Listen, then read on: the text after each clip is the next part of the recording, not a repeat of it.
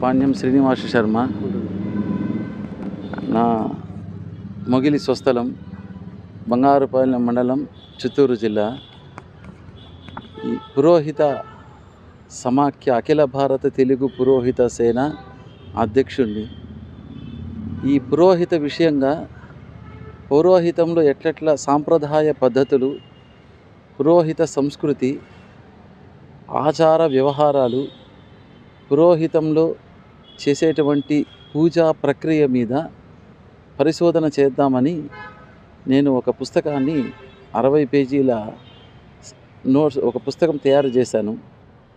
దాంట్లో పూర్తిగా విశ్లేషణగా ఈ పూజా కార్యక్రమాలను ఎట్లా చేయాలి, వాళ్ళు ఎట్లా సహకరించాలి అనే ఉద్దేశంతో, పురోహితుడు అంటే హితము కోరేవాడు పురోహితుడు.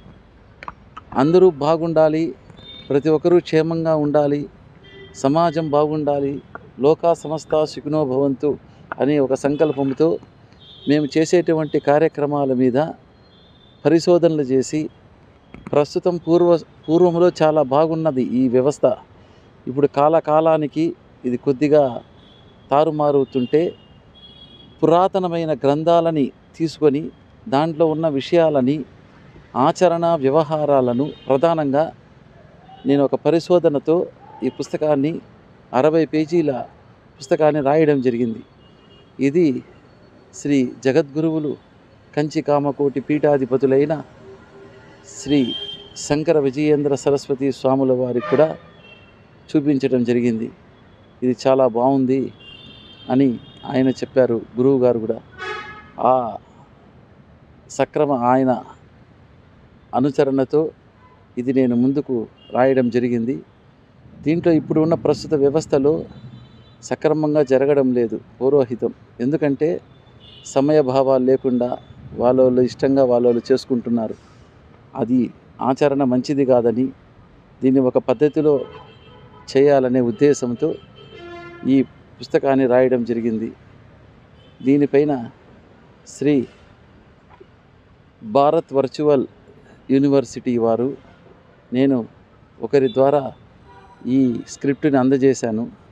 వారు దాన్ని 25 రోజులు చదివి చాలా బాగుందని చెప్పి దాని మీద మొన్న ఇక్కడ బెంగళూరులో మమ్మల్ని పిలిచి గౌరవ డాక్టరేట్ అని ఇవ్వడం జరిగింది.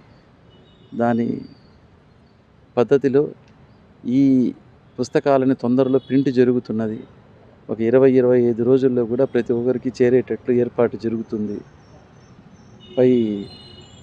ఈ అవార్డు రావడానికి ప్రధానంగా నా తల్లిదండ్రులు, మా తాత అవ్వలు, వనత సాంప్రదాయమైన కుటుంబం వారి అనుగ్రహంతో ఇది వారికి చేరాలని ఈ సంకల్పంతో ఈ కార్యక్రమము నిన్న నాకు బెంగళూరులో వాళ్ళు ఈ డాక్టరేట్ అవార్డు ఇచ్చారు.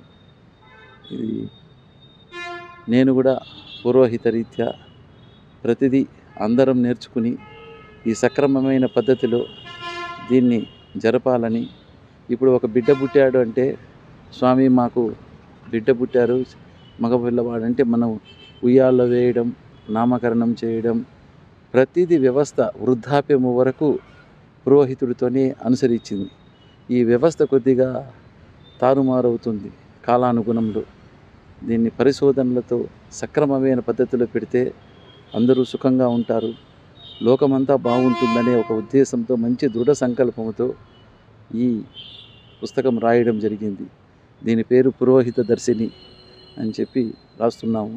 ఆ స్క్రిప్ట్ ఇచ్చాను. ఒక 2 పుస్తకాలు తయారు చేసి దాన్ని చదివి వాళ్ళు చాలా బాగుందని సంకల్పంతో నాకు ఇక్కడ అఖిల భారత తెలుగు పురోహిత సేన నాగపూరు శ్రీ పిఎస్ మూర్తి గారి ఆధ్వర్యాన నేను చేర్చాను.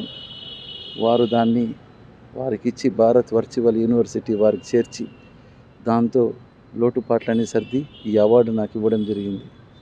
ఇది చాలా సంతోషం.